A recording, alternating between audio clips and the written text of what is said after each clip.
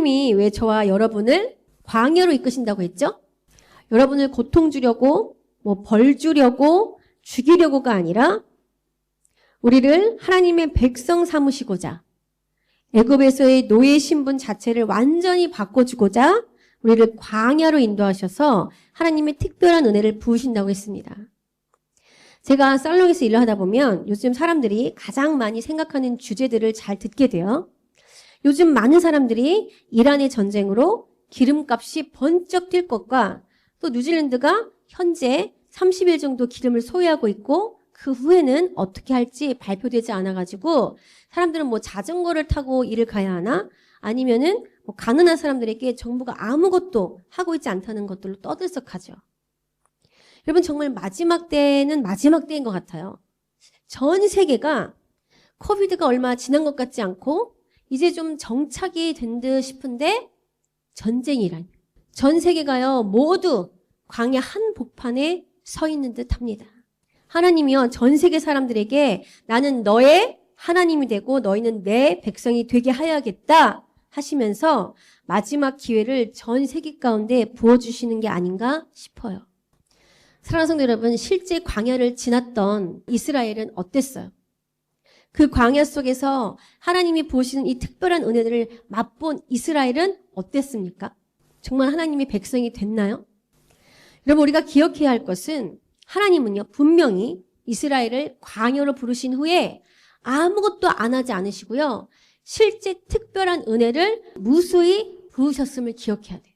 광야 한복판에서 먹을 것도 구하면 만나와 메추라기를 주셔서 먹이시고 또 옷 하나 신발 하나 헤어지지 않게 살뜰히 보호해버리시고 구름기둥과 불기둥으로 한 걸음 한 걸음을 인도하시며 너는 내 백성이 되고 나는 너의 하나님이 되리라 약속하시면서 직접 이 십계명과 율법을 주시며 깊은 관계를 시작하자 하셨죠.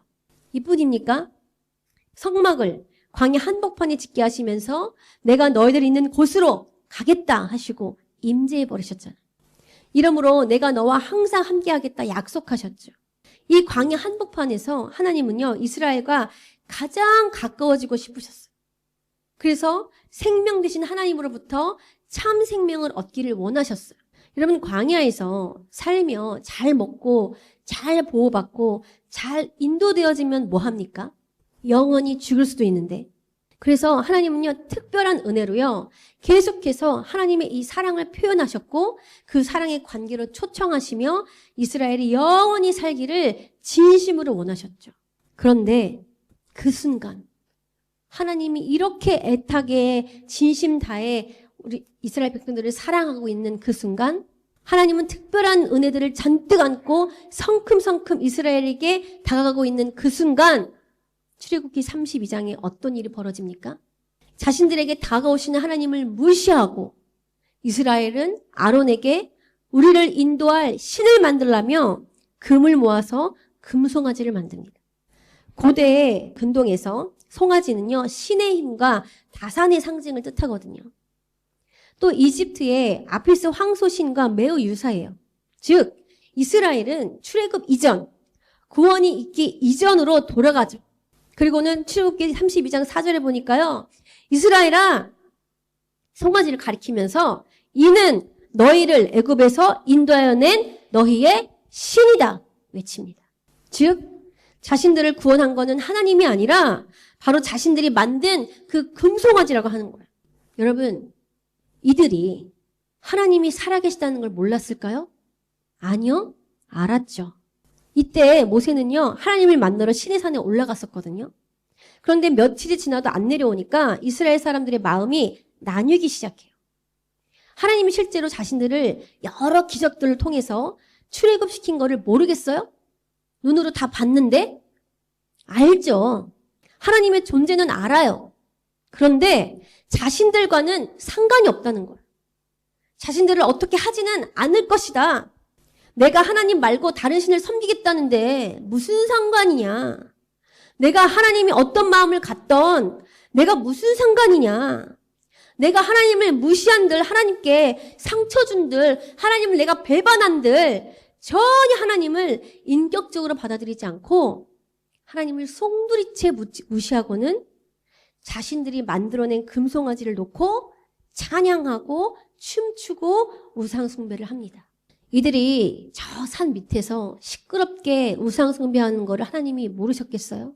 모든 것을 다 아신 하나님인데 모르실 수 있는 분입니까? 아니잖아요. 이때 하나님이요, 신의 산 위에서 모세에게 이렇게 얘기합니다. 출애굽기 32장 7절에서 10절 우리 다 함께 읽어볼게요. 시작.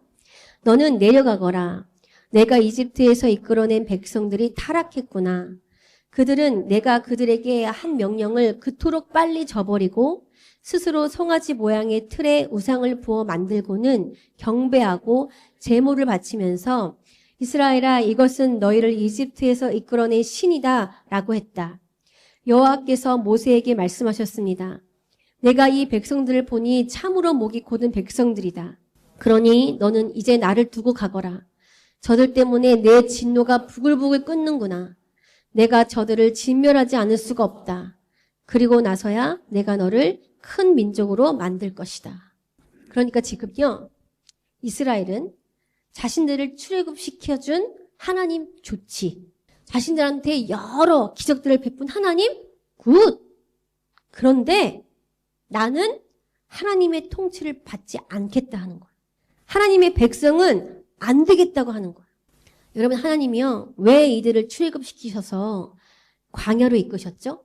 이들을 영원히 살리기 위해서 하나님의 백성을 삼으시고자 사단의 노예에서 하늘나라 백성 삼으시려고 하신 건데, 이 목이 곧은 백성들은요, 지금 이거를 거부하는 거잖아요. 여러분, 이 장면을 보면 어떤 생각이 드세요? 저는 이스라엘 사람들 왜 이래? 아니, 하나님이 자기들 좋으라고 지금 이 모든 거를 해가시는데 어쩌면 저래도 무식해서 자기 인생 코앞밖에 못 보지? 광야에서 잘 먹고 잘 살면 뭐해? 진짜 영원히 사는 그 축복을 받아야지. 멍청해도 이리 멍청할까? 여러분 생각 들지 않으세요? 또 이스라엘 진짜 너무하다. 너무 이기적이다. 아니 어쩌면은 자신들을 모든 거를 다해서 사랑하시는 하나님한테 그렇게 배은망덕할 수 있지? 너무 잔인하고 나쁘다라고 생각되지는 않으세요? 그런데 여러분, 저와 여러분은 어떻습니까? 우리도요, 하나님이 계시다는 거 알죠? 아니면은 하나님은 잘 모르겠지만 어찌됐든 교회 다니면 나한테 좋으니까 조그만 기적이라도 생기니까 하나님 믿는다 하고 있지는 않나요? 아니면은 하나님 살아계신 건 알아. 우리 부모님도 교회 다니셨어. 내가 보니까 그 발자취 따라가는 게 효도고 교회 다니시던 부모님을 보니까 그 인생 참 괜찮더라. 나도 하나님 믿는 거 나쁘진 않아. 하나님 믿어야 우리 가족이 잘 되는 거 나 알거든. 하나님은 내가 소소하게 들어놓은 보험과 같아. 매주 교회 다니고 조금 봉사하면 하나님이 내 삶을 윤택하게 해주실 것 같아. 아니면 나는 하나님을 믿어. 그러니 교회도 다니고 큐티도 하고 기도도 조금 하는 거야. 이걸 하는 게 하나님 믿는 거거든.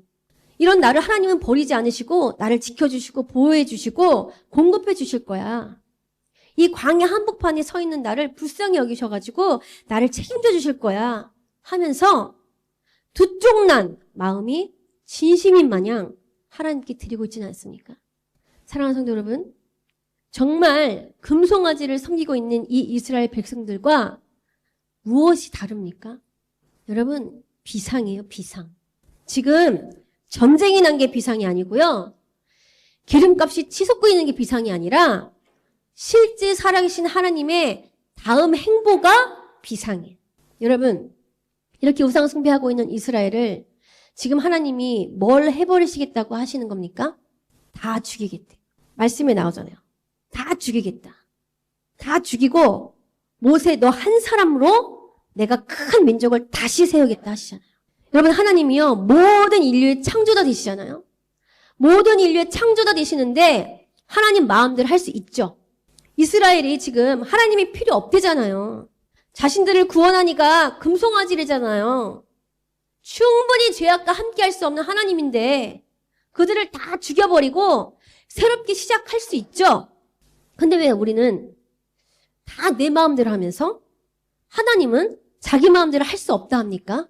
이럴 때만 선한 하나님인데, 이럴 때만 사랑의 하나님인데 어떻게 사람들을 죽일 수 있냐고.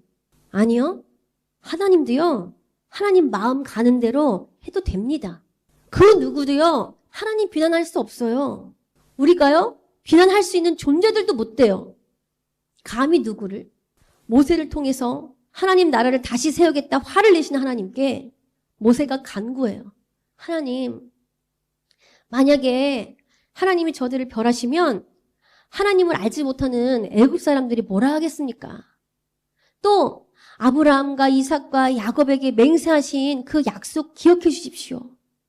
하나님은 언약을 지키시는 분 아닙니까? 결국 모세는요, 하나님의 성품에 호소합니다. 하나님은 화가 나셔서 이스라엘 백성들을 죽일 이유가 충분하지만 이들을 죽이기보다 더 살리고 싶은 분이시지 않습니까? 이들을 사랑하려고 마음 먹으신 분 아닙니까? 막 이러면서 모세가 이야기하는. 그쵸, 여러분? 그쵸? 저희도 이렇게 저희를 사랑하시는 하나님을 알기에 상처받는 하나님의 마음과 하나님의 의견 따위는 자주 무시하는 거 아닙니까? 내가 이러더라도 또 나를 사랑해 주시겠지. 내가 하나님을 무시하더라도 나를 버리진 않으실 거야. 왜? 사랑의 하나님이잖아. 하나님은 절대 내가 하나님을 배반해도 나를 죽이진 않을 거야. 하나님은 선하신데? 실제로 하나님이 어떻게 하셨습니까? 출애굽기 32장 14절입니다. 시작. 그러자 여호와께서 마음을 누그러뜨리고 그 백성에게 재앙을 내리셨던 마음을 접으셨어. 이렇게 또 하나님은 용서하셨어요. 그런데 이야기는 여기서 끝이 아니에요. 하나님은 마음을 누그러뜨리셨죠?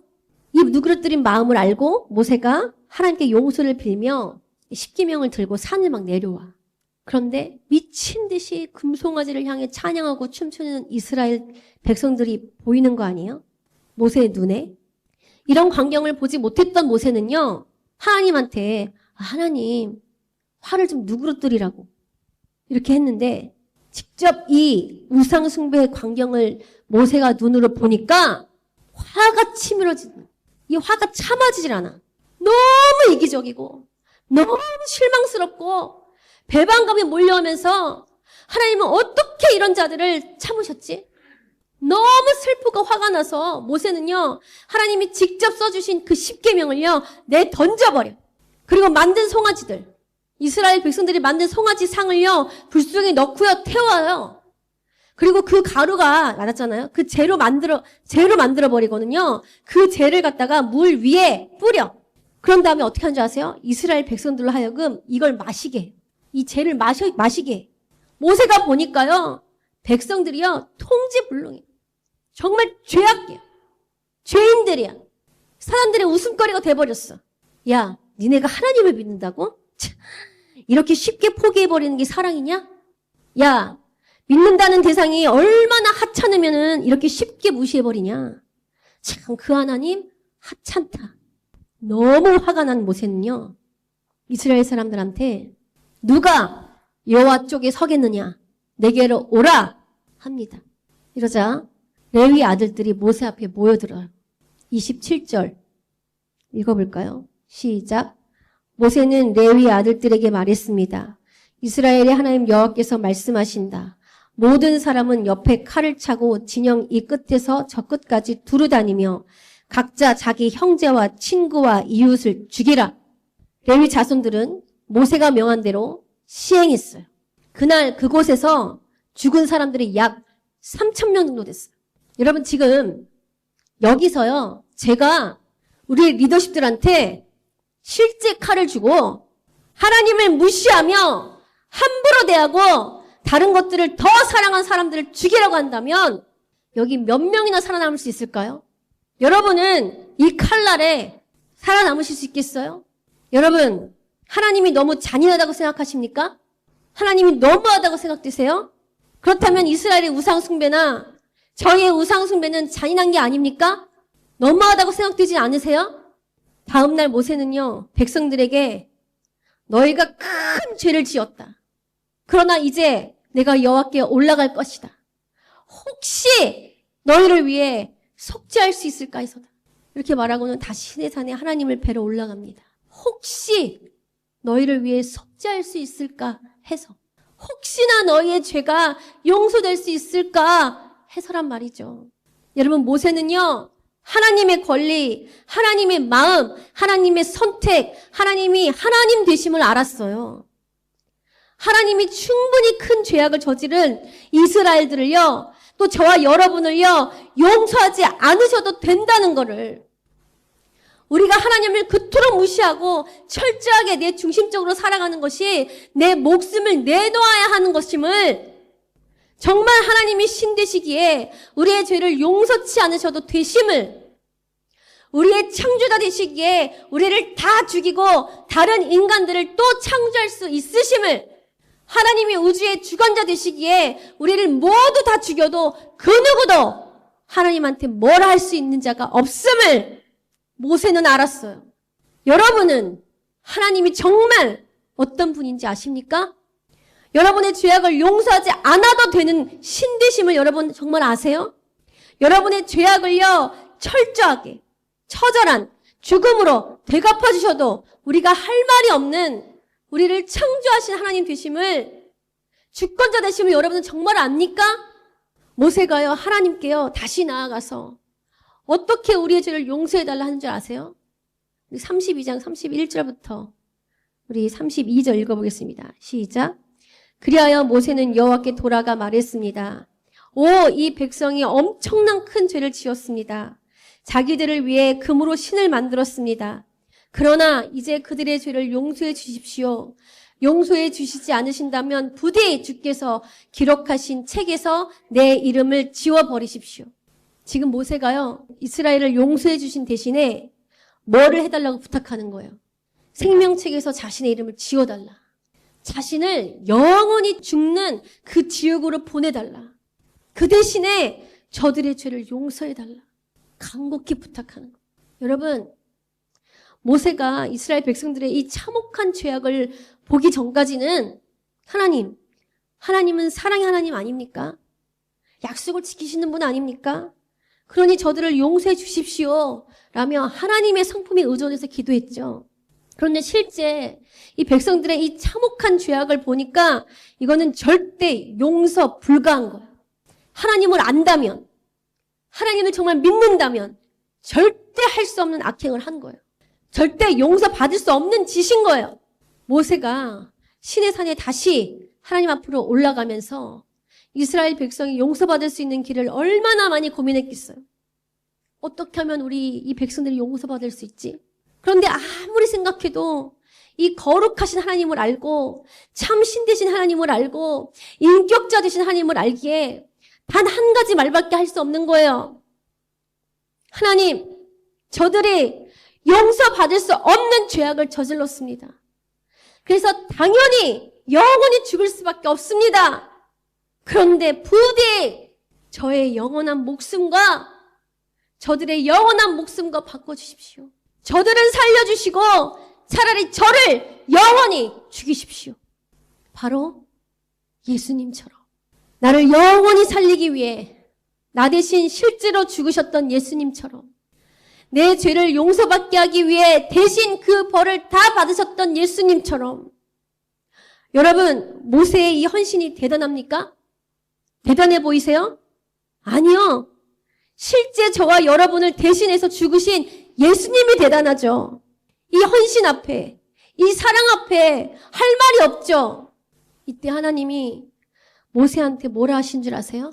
모세야, 나는 너희들과 함께하는 이 광야 생활을 끝내겠다.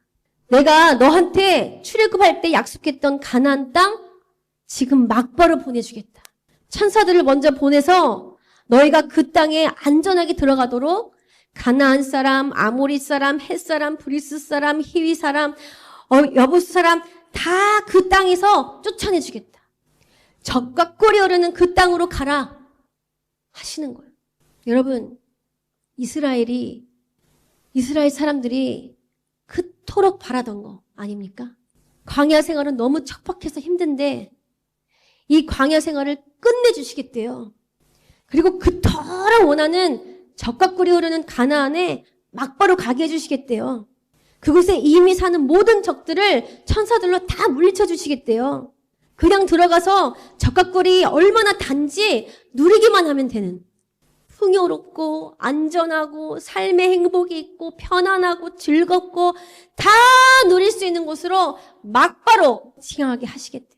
여러분, 이게 우리가 원하는 거 아닙니까? 하나님의 능력을 사용해서 내 앞길 평탄하게, 내 삶이 풍요롭게, 안전하게, 삶의 소소한 행복을 누리고 편안하고 즐거운 삶을 사는 거, 이거 저희가 원하는 거 아니에요? 그런데 하나님이 이거 다 주시겠다 하면서 조건 하나를 내려요. 우리 3절 읽겠습니다. 시작. 젖과 꿀이 흐르는 그 땅으로 올라가거라. 그러나 나는 너희와 함께 올라가지 않을 것이다. 너희는 목이 곧은 백성들이니 여차하면 내가 가는 도중에 너희를 멸망시킬지 모르니 말이다. 이스라엘이 원하는 거 다 해주겠다. 힘든 광야 생활도 끝내주겠다. 너희들이 원하는 그곳에 가게 해주겠다. 그러나 나 하나님은 너희와 같이 가지 않겠다. 왜요? 계속해서 하나님을 무시하고 하나님을 멸시할 목이 곧은 백성들과 죄악을 일삼는 너희들과 거룩한 내가 함께 하다가는 이 내 거룩함이 너희에 섞일 수 없기 때문에 너희들을 다 죽여버릴 것 같아서 내가 너희들을 죽일까 봐. 여러분 어떠세요? 하나님이요, 우리가 원하는 복, 편안함, 안전한 거, 돈, 명예, 인정, 원하는 미래, 좋은 가정 다 주겠대요. 우리가 그토록 바라는 능력으로 기적을 일으켜가지고 평탄하고도 풍요롭게 잘 살다가 편히 죽게 해주시겠대요. 그런데 그 인생에서 하나님만 같이 안 계실 거예요. 여러분 너무 좋지 않나요? 아니 시간 딱 떼가지고 예배하지 않아도 되지, 교회 봉사도 안 해도 되지, 사역도 안 해도 되지, 다른 사람들 사랑하지도 않고 내가 원하는 대로 판단해버려도 되지, 사귀고 싶은 사람들이랑만 사귀면 되지, 하나님한테 벌 받을까 봐 눈치 안 봐도 되지, 이해도 잘 안 되는 성경 안 읽어도 되지, 사람들 앞에서 창피하게 전도하지 않아도 되지, 내 소중한 돈 헌금으로 내지 않아도 되고, 이런 거 하나도 안 해도 내가 원하는 거 다 들어주신다는데, 젖과 꿀이 내 삶에서 팍팍 흘러나오게 해주시겠다는데, 여러분 너무 좋지 않나요? 사실 버거웠잖아요. 하나님 버거웠잖아요. 하나님 부담스러웠잖아요. 괜히 눈치 봐야 하고 어차피 눈에 보이지도 않는데 그분 없어도 괜찮았잖아요. 이게 우리 속마음이죠. 하나님 없이도 충분한 삶, 지금 잘 살고 있잖아요. 그런데 이런 하나님 앞에 모세가 뭐라고 하는 줄 아세요? 15절 16절 읽겠습니다. 시작. 주께서 친히 우리와 함께 가지 않으시면 아예 우리를 여기서 올려보내지 마십시오. 주께서 우리와 함께 가지 않으시면 나와 주의 백성들이 주께 은총을 입었는지 누가 어떻게 알겠습니까? 나와 주의 백성들이 지면의 다른 모든 백성들과 어떻게 구별되겠습니까? 하나님이 젖과 꿀이 흐르는 가나안 땅에 함께 가지 않으실 거면 우리를 하나님이 지금 계신 이 광야에 두십시오. 영원히 이 광야에서 살겠습니다. 아무것도 없는 곳에, 인생의 소소한 행복도 없고 불안한 현실과 미래가 항상 있는 그곳에, 항상 불편하고 재미 하나 없고 고난 한복판에 저희를 두라는 거예요. 하나님이 우리와 함께 가지 않으신다는 것은 그 자체가 우리에게 은혜가 사라진다는 건데, 은혜가 없는 곳이 아무리 편안하고 이 땅의 풍요를 다 누릴 수 있다 하더라도 그것이 바로 지옥 그 자체임을, 내가 더 이상 노예가 아닌 하나님의 백성으로 구별될 수 있는 것은 하나님이 우리와 함께 하셔야만 가능한 건데, 하나님이 안 계신 그곳이 아무리 좋아 보여도 내가 노예로 그곳에 있을 텐데 그게 무슨 소용이 있냐고. 하나님이 우리와 한 발자국도 같이 안 가시면 저희도 가지 않겠노라고. 하나님이 약속하신 삶의 풍요, 확실한 현실과 미래, 행복, 기쁨, 즐거움, 안전 다 필요 없다고. 하나님, 저희를 하나님과 함께 이 광야에 두시라 간곡히 부탁드립니다. 사랑하는 성도 여러분, 모세의 이 고백이요, 대단하다고 느껴지십니까? 대단한 믿음으로 여겨지세요? 나는 언제쯤 저런 믿음 가지려나? 부러우십니까? 아니에요, 여러분. 부러우시면 안 돼요. 대단한 게 아니에요. 대단한 게 아니라 당연한 거예요. 왜요? 사랑하니까 당연하죠. 누가 사랑한다면서 바람 피웁니까? 누가 사랑한다면서 상대와 함께하고 싶지 않다고 합니까? 이거 사랑 아니잖아요. 여러분, 사랑하면요, 당연히 함께하고 싶고요. 당연히 그 한 분밖에 없는 거죠. 사랑한다는데. 이게 어떤 다른 컨디션이 따라요? 모세가요, 모든 거를 다 포기하고 하나님만 얻겠다는 건 하나님이 누구신지 정말 잘 알고 그 하나님을 사랑하기에 너무나도 당연한 고백이에요. 이런 진실된 사랑 고백 앞에 하나님이요, 어떻게 하신 줄 아세요? 언약을 맺어버려요. 우리 19절 읽어볼까요? 시작. 그러자 여호와께서 말씀하셨습니다. 내가 내 모든 선함을 내 앞에 지나가게 하겠고 내가 내 앞에 내 이름 여호와를 선포하겠다. 나는 내가 불쌍히 여길 자를 불쌍히 여기고 긍휼히 여길 자를 긍휼히 여길 것이다. 하나님이요, 자기 자신을 내 것이는 언약을 해버렸어요. 그리고는 진짜 하나님의 성품, 이 긍휼히 여기시는 그 성품을 나타내시겠다고 약속해 주십니다. 자신의 선함과 불쌍히 여기는 긍휼로 이스라엘 백성들을 진짜 용서하시고 이들과 함께 광야의 길을 걸어가겠다고 하시고는 모세가 화가 나서 깨뜨려버린 그 십계명, 즉 하나님의 기준들을 다시금 모세한테 적어주시면서 다시 이스라엘을 하나님 백성 되게 하시는 이 뜻을 캐리온 하세요. 그리고 하나님은 이스라엘 백성에게 자신이 어떤 하나님인지 선포하시거든요. 우리 출애굽기 34장 6절에서 우리 7절입니다. 시작. 그리고 주께서 모세 앞으로 지나가면서 선포하셨습니다. 여호와 긍휼하고 은혜로운 하나님, 오래 참고 선함과 진리가 풍성하며 수천 대에 걸쳐 긍휼을 베풀고 죄악과 범죄와 죄를 용서하며 죄 지은 자들을 징벌하지 않고는 그냥 넘어가지 못하니 아버지의 죄를 그 자식들과 그의 자손들에게 3, 4대에 걸쳐 징벌한다. 여러분, 하나님 참 좋은 분 아닙니까?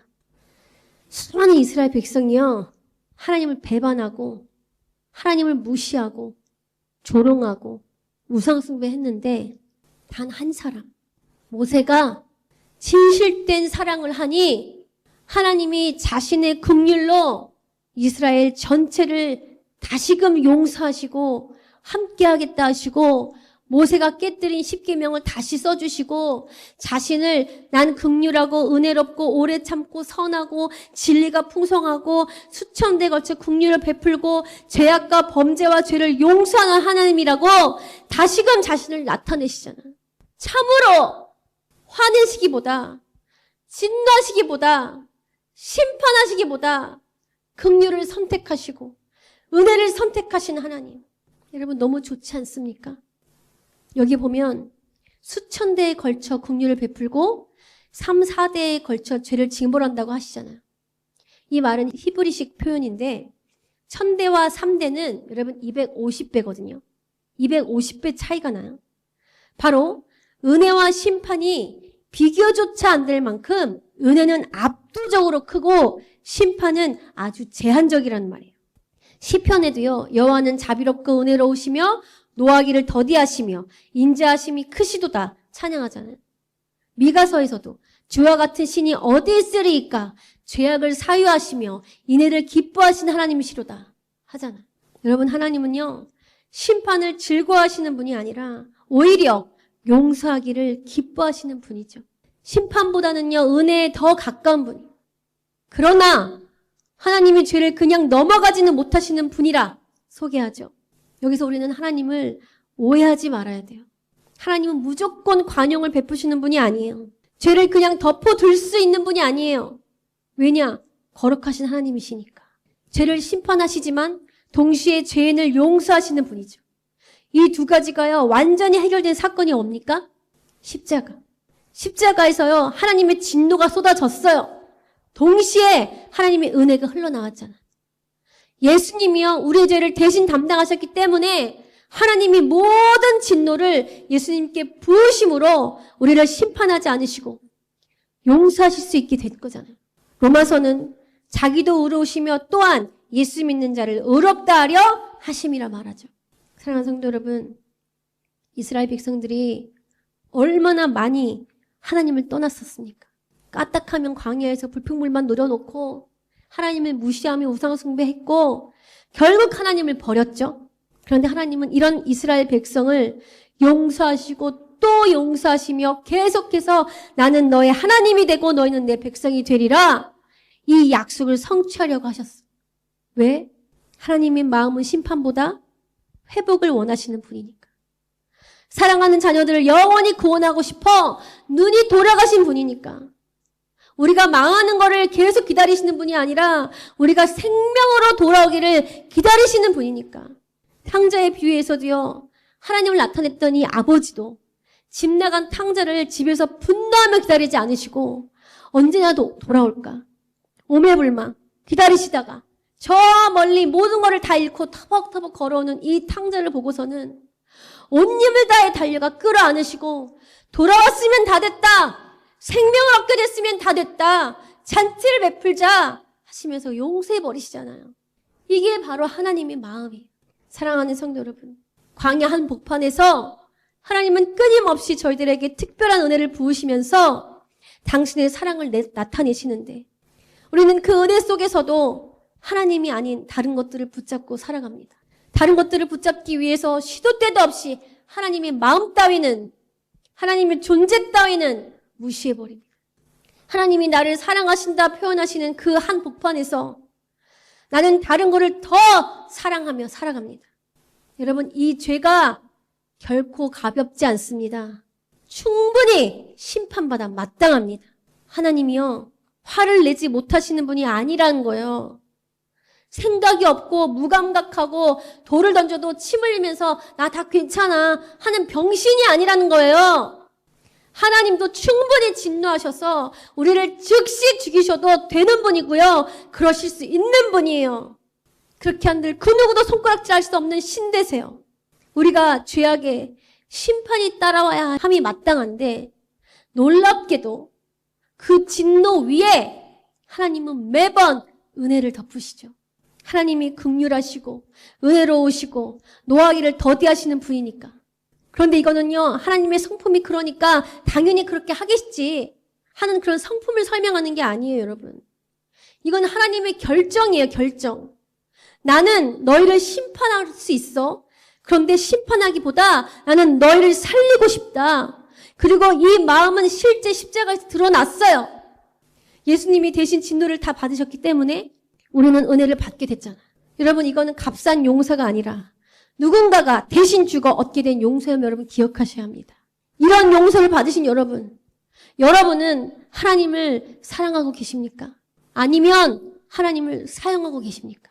내 삶이 잘 되기 위해, 안전하게 하기 위해, 축복받기 위해서, 문제 해결을 위해서 하나님을 믿고 있는 건 아닙니까? 여러분, 이스라엘 백성들도 하나님을 원했어요. 그런데 하나님 자체가 아니라 하나님의 능력을 원했죠. 하나님이 오늘 여러분에게 너는 뭘 선택할래? 하나님이 없이 모든 것이 잘 되는 인생? 아니면 하나님과 함께하는 광야? 여러분 뭐 선택하실래요? 사랑하는 성도 여러분, 이제는 정말 참 신되신 하나님 앞에 돌아와야 합니다. 지금 세상은요, 하나같이 다 마지막 때다 말할 정도로 전쟁, 민족과 나라 간의 충돌, 기근, 지진, 재난, 전염병이 난무하죠. 성경은요, 이런 마지막 때를 예언하면서 마태복음 24장 8절에 이 모든 것은 재난의 시작이다 했어요. 끝이 아니라 시작에 불과하다.